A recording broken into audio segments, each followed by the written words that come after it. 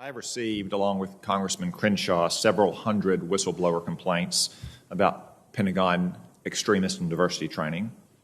I want to share just a small selection of what your own troops are saying. And Mr. Chairman, I have a longer list that I'd like to submit for the record.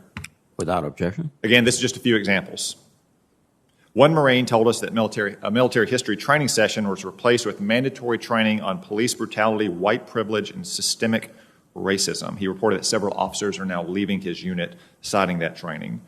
Another service member told us that their unit was required to read White Fragility by Robin DiAngelo, which claims, and this is a quote, "White people raised in Western society are conditioned into a white supremacist worldview."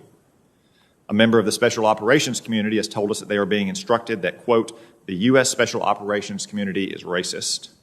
One Army officer relayed to us the words of his general officer who told him that the entire U.S. Army is racist. A midshipman at the Naval Academy said classmates are calling America a fundamentally racist place and that this sentiment is not contested by school administrators. An airman told us their unit was forced into a racist exercise called a privilege walk, where members of the wing were ordered to separate themselves by race and gender in order to stratify people based on their perceived privilege. One African-American officer disparagingly said, and I quote, "The Navy thinks my only value is as a black woman and not the fact that she is a highly trained military specialist." Soldiers have come forward to tell us they are being forced to watch videos about systemic racism and documentaries that rewrite America's history as a fundamentally racist and evil nation. One Space Force officer told me that 2 Guardians left his ranks in a short period of time. One was a young African-American who said that after the training, she would never have joined the military had she known that it was such a hotbed of racism. The other was a white airman who said he didn't sign up to be indoctrinated and filed separation paperwork. Mr. Secretary, we're hearing reports of plummeting morale, growing mistrust between the races and sexes where none existed just 6 months ago, and unexpected retirements and separations based on these trainings alone.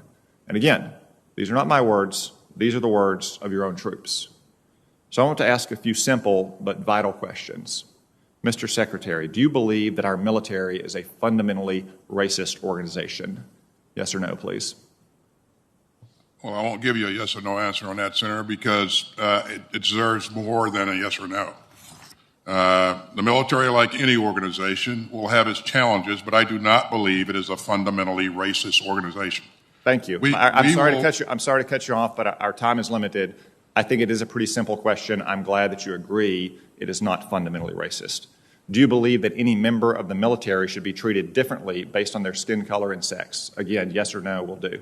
Again, this question deserves more than a yes or no answer. Mr. Secretary, I'm sorry to cut you off. Our time is limited. It is a very simple question.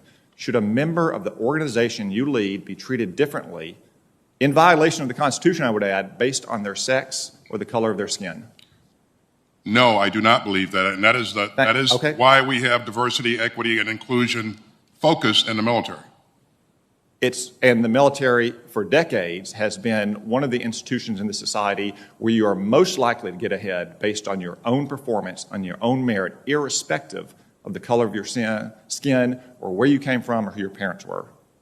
Sir, I absolutely agree with that, and I am an example of that. Your distinguished career is an I would also say that Mr. Secretary, your career is an excellent example of that. But I have more questions based on the reports we've seen. The military has included the works of critical race theories on its reading list by authors like Abraham Henry Rogers, who now calls himself Abraham Kendi, and Robin DiAngelo. Mr. Kendi has written, quote, "The only remedy to past discrimination is present discrimination. The only remedy to present discrimination is future discrimination," end quote. Do you agree with that proposition?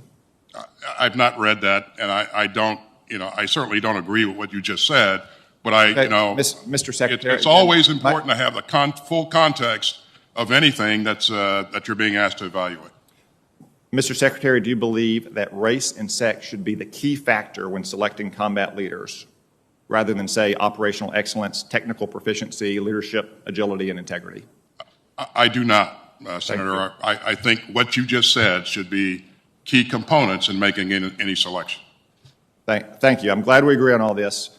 So let me just wrap up by saying this. If troops are subjected to the kinds of trainings drawing on critical race concepts like America and our military is inherently racist, or certain races are inherently privileged, other races are inherently victimized, given what you've said, should they report it up their chain of command or to the Inspector General or to other appropriate channels? They've always had, yes, they should. They've always had that ability to do that, and I would recommend that in the future. I would also say that diversity, equity, and inclusion is important to this military now, and it will be important in the future. And so we're going to make sure that our military looks like America, and that our leadership looks like what's in the ranks of the military. And I appreciate your support on that. And I agree with that. And like I said, the military has always been one of the most diverse institutions in our society where you can get ahead irrespective of the color of your skin or who your parents are or where you came from. And I'm glad that we agree on that. This is not about diversity in general, though. This is about a very specific kind of anti-American indoctrination that is seeping into some parts of our military based on the whistleblower complaints we have received. Thank you. My time's expired.